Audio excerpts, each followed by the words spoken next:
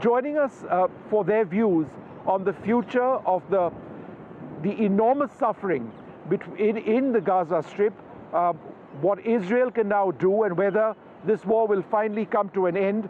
Lev Aran, the Israeli journalist and columnist, he's also a former coordinator of the Israel-India Parliamentary Friendship League. I'm also joined by the Arab and Middle East expert, James Bowden. Mr. Bowden, let me come to you first. Do you believe that what Netanyahu has said today is perhaps the most decisive indicator that Israel wants to end this conflict in a very finite period of time? Was that for me? Yes, Mr. Bowden, go ahead. I think, I don't know. I don't see a lot of indications here that the Israeli government is willing to end the conflict. Let's be certain about one thing. Israel could decide today or tomorrow to remove all of their troops from the Gaza Strip. And they could move back to a position where they were on the border, where the Strip was entirely isolated. So the Israelis are still working with a position where they kind of want to have their cake and eat it too. They want to not occupy the Strip, but they apparently don't seem to understand or don't have a way to leave it. And it's been very frustrating to watch as the government has issued a large number of statements which are very self-contradictory. Going back as far as 2023, July of 2023, Oryx Stroke and Bezalel Smotrich said that they wanted to reoccupy Gaza, that the withdrawal in 2005 was a historic mistake that they wanted to undo. And we have seen statements from Netanyahu which seem to be pushing this mission through mission creep in that direction. So I think that there's still a lot of, if you will, forgive the pun, tug of war going on in the cabinet over whether they want to stay in or get out.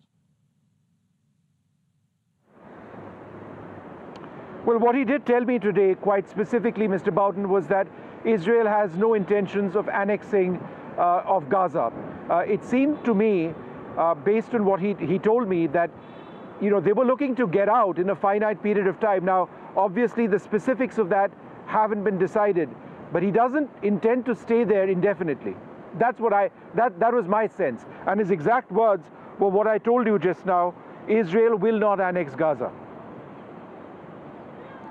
Well, again, we haven't really seen much direction, many moves in the direction of not annexing it. And it would actually be very interesting that they don't want to do that, because if you create a surge and you put in more troops, then that is, I think, likely going to be the result. The Israelis would have to put in anywhere from 5,000 to 10,000 additional troops in order to bring the conflict to an end in the manner that they are doing. So again, I do believe that if Benjamin Netanyahu and the cabinet were serious about ending the war, they could withdraw the troops to the pre-October 2023 lines, establish a very strong security presence on the outside of that, and it would return the Strip not only to peace, but also give them the situation that they are supposedly seeking.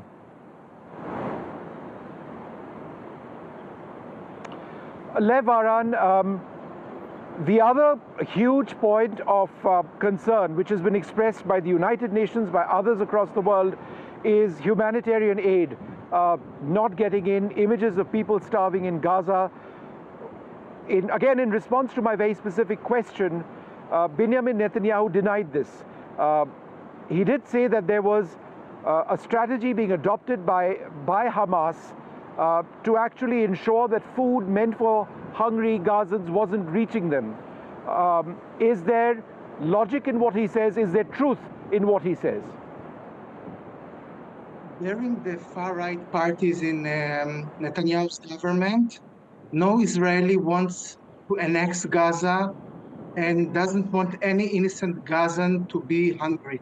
So there is some kind of a consensus in Israel that as far as Israel is concerned, We want the innocent people in Gaza to have enough food, enough water, enough medical treatment, and so on. So in this sense, Netanyahu represents the consensus here in Israel.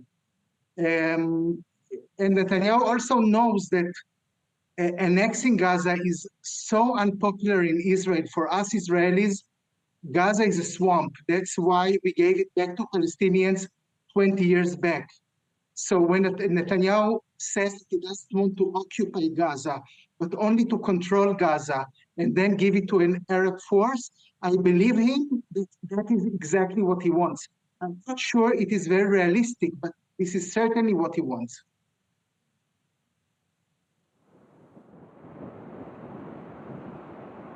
Okay. James Bowden, the other point that Netanyahu made was that there would be a handover to a transitional authority. What transitional authority do you believe would be something that works? Now, he made it clear that Hamas cannot be a part of it. Therefore, who would be or what entity would be a part of that transitional authority should it actually happen? So I posted about this in Times of Israel this past Monday.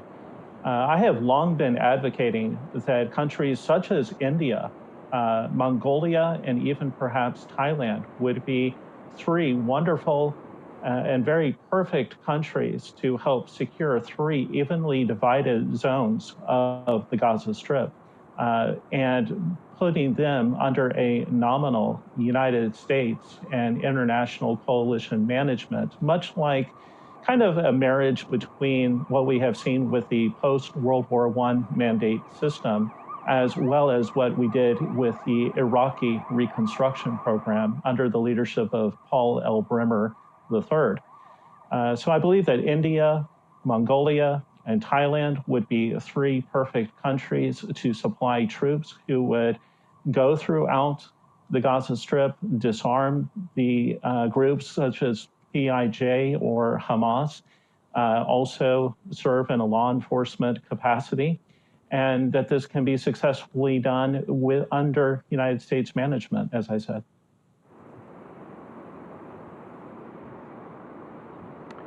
Lev Aran, given the enormous friendship that India and Israel have, the fact that there's a huge amount of respect among people over here. I've been in Israel now for the last 6 odd days, and people come up to us, stop us, and ask, where are you from? You say, I'm from India. They say, oh, we want to visit India, or they say, oh, we've been to India.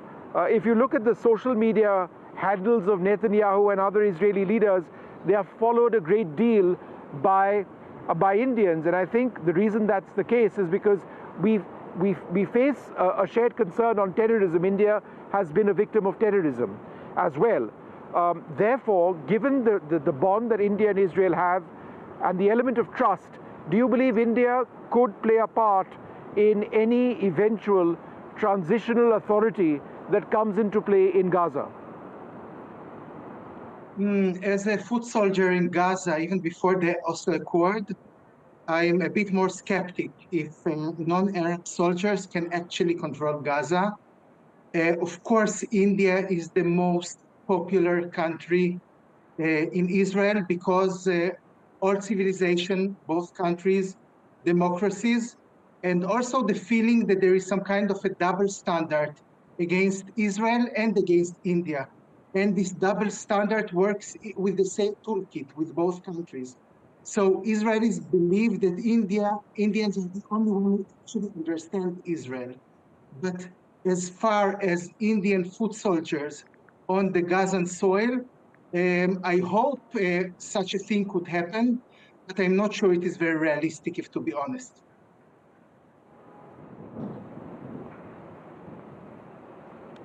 All right. Well, I'd like to thank you both very much for being with us.